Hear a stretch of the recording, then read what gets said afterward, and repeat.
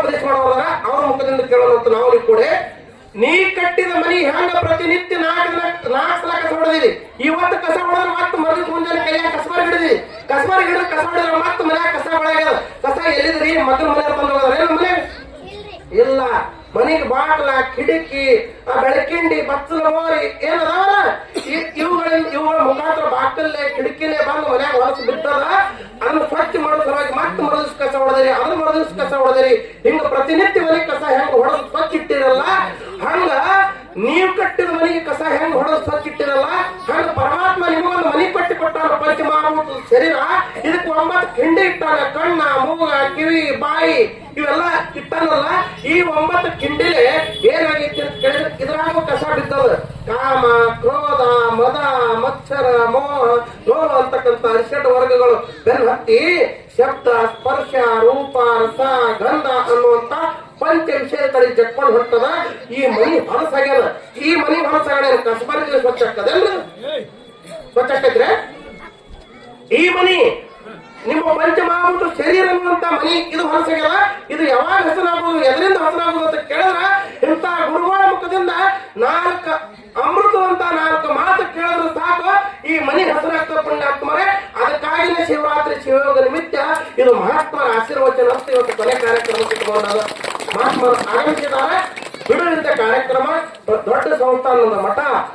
ಹೀಗಾಗಿ ಸಾಕಷ್ಟು ಸದ್ಗುರು ಸಮರ್ಥ ರಾಯಲಿಂಗೇಶ್ವರ ಅಪ್ಪಗಳಿದ್ದಾಗ ಇಡೀ ಜಗತ್ತೆಲ್ಲ ತಿರುಗಾಡಿ ಪ್ರತಿಯೊಬ್ಬರು ಭಕ್ತರಿಗೆಲ್ಲ ಉದ್ಧಾರ ಮಾಡಿ, ನಾಮಸ್ಮರಣೆ ಮಾಡಕ್ ಹಚ್ಚಿ, ಪ್ರತಿಯೊಬ್ಬರಿಗೆ ಧ್ಯಾನ ಮಾಡಕ್ ಹಚ್ಚಿ, ಪ್ರತಿಯೊಬ್ಬರಿಗೆ ಧರ್ಮ ಮಾಡಕ್ ಹಚ್ಚಿ, ಪ್ರತಿಯೊಬ್ಬರು ಸಜ್ಜನಾಗುವಂಗ ಉಪದೇಶ ಮಾಡಿ ಜಗತ್ತೆಲ್ಲ ಸ್ಥಿತಿ ತೀಡಿ ಗುರುಗಳು ಏನ್ ಮಾಡಿದಾರ ಅಂತ ಕೇಳಿದ್ರ, ದೊಡ್ಡಪ್ಪಗಳು ಏನ್ ಮಾಡಿದಾರ ಅಂದ್ರ ಈ ಅಪ್ಪಗಳಿಗೆ ಜಗತ್ತಿಗೆ ಕೊಟ್ಟು ಹೋಗಿದ್ದಾರೆ.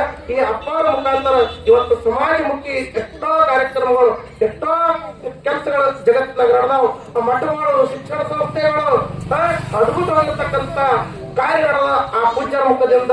ಅವ್ರ ಮುಖಾಂತರ ಈ ಸಮಾಜದೊಳಗೆ ಎಷ್ಟೋ ಕೆಲಸಗಳು ನಡೆದಾವು. ಅಷ್ಟು ಬಿಡುವು ಇಲ್ಲದೆ ಕಾರ್ಯಕ್ರಮ ಇದ್ರು ಕೂಡ ಇವತ್ತ ಈ ಬೆನಕಟ್ಟಿ ಗ್ರಾಮದೊಳಗ ನಮ್ಮ ಹಿರಿಯರಾಗಿರ್ತಕ್ಕಂಥ ರಂಗಪ್ಪ ಸುಳಗದವರು ಬಹಳ ಕಷ್ಟಪಟ್ಟು ಗುರುವಿನ ಮೇಲೆ, ರಾಯಲಿಂಗೇಶ್ವರ ಮೇಲೆ ಮತ್ತು ಎಲ್ಲಾ ಲಿಂಗೇಶ್ವರ ಮೇಲೆ, ಸದ್ಗುರು ಮಧುಮೇಶ್ವರ ಮೇಲೆ ಇಟ್ಟಿರ್ತಕ್ಕಂಥ ಪ್ರೇಮ, ಆ ಪ್ರೇಮ ಏನ್ ಮಾಡಿದ ಅಂತ ಕೇಳಿದ್ರ ಈ ಸಪ್ತಾಹ ಶಿವಯೋಗ ನಿಮಿತ್ತ ಸಪ್ತಾಹ ಅಂದ್ರೆ ಜ್ಞಾನ ಸಪ್ತಾಹ 7 ದಿನ ಜ್ಞಾನ ದಾಸೋಹ ನಡೆದ. ಕೊನೆಯ ದಿನ ನಿಮ್ಮೆಲ್ಲರಿಗೆ ಆಶೀರ್ವಾದ ಮಾಡೋ ಸಲುವಾಗಿ, ನಿಮ್ಮೆಲ್ಲರನ್ನ ಉದ್ಧಾರ ಮಾಡೋ ಸಲುವಾಗಿ ಸದ್ಗುರುಗಳು ಎಷ್ಟೇ ಒತ್ತಡ ಇದ್ರು ಕೂಡ ಈ ಕಾರ್ಯಕ್ರಮಕ್ಕೆ ಆಗಮಿಸಿದ್ದಾರೆ.